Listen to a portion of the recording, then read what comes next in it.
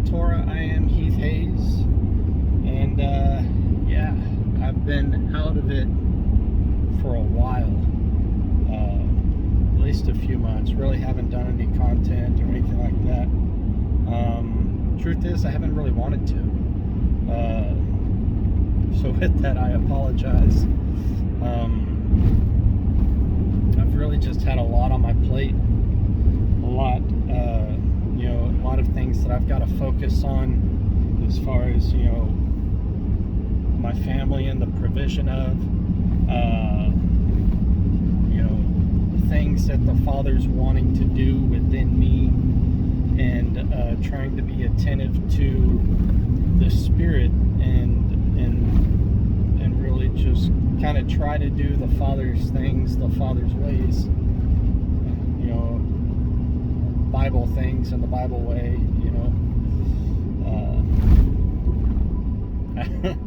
I don't know. But yeah, I just wanted to come on here, guys, and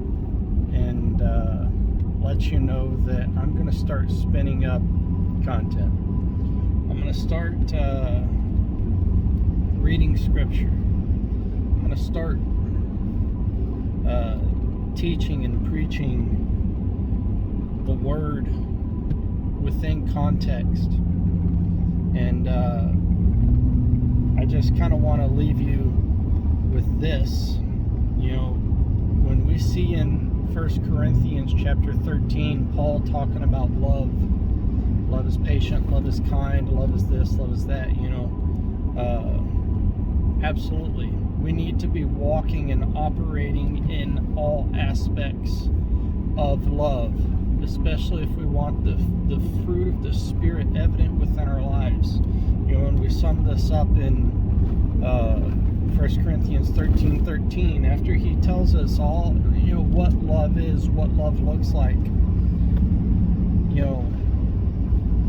He says that in the end, we have these three: faith, hope, and love, or expectancy, belief, and love, depending on which translation you're reading from. If it's the scriptures, it's belief, expectancy, and love. So belief is that faith, right? Faith in whom? Yeshua. That Jesus is the one and only begotten Son of the Most High living God of Abraham, Isaac, and Jacob, right? Like we believe that. But then it says expectancy or hope, meaning we put a hope and expectancy on the Father's word. That, we know that the Torah is about blessing and cursing. So if it's about blessing and cursing, we can have an expectancy that as we obey the words of the Most High, as we keep and obey His commands, we do all of these things,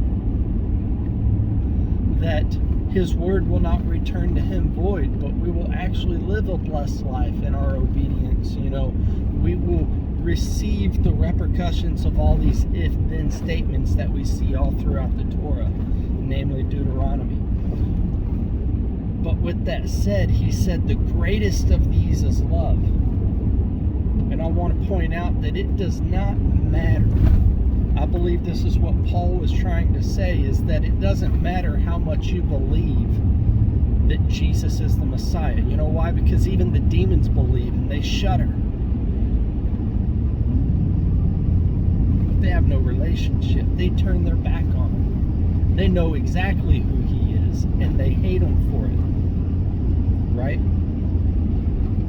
And it doesn't matter how much you obey. It doesn't matter how much you put or place an expectancy on the word of the Father.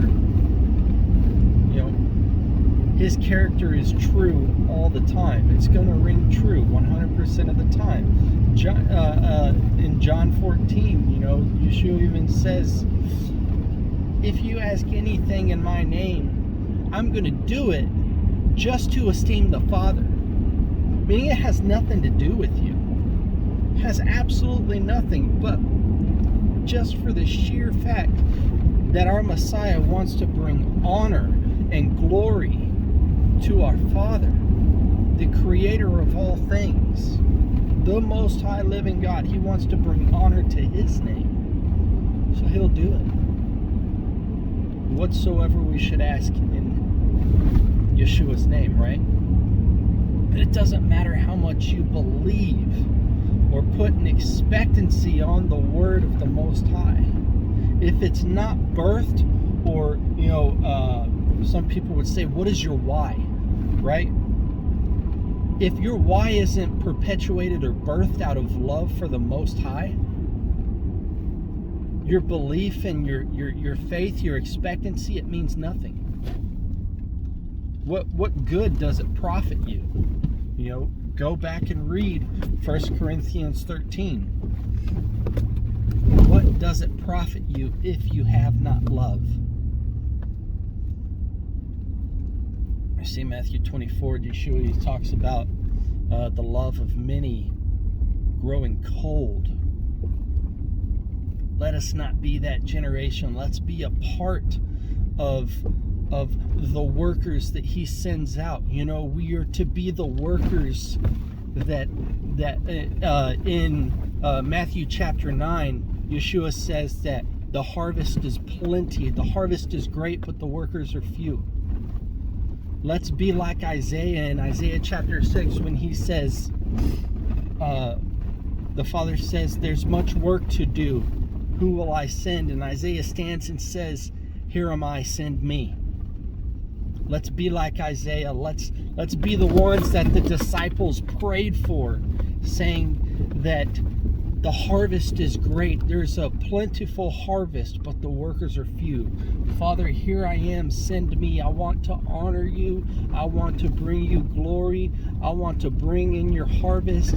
I want to be a part of your chosen people. I want to be a part of the two witnesses. I want to love you and honor you and do all of these things simply to bring honor to your name.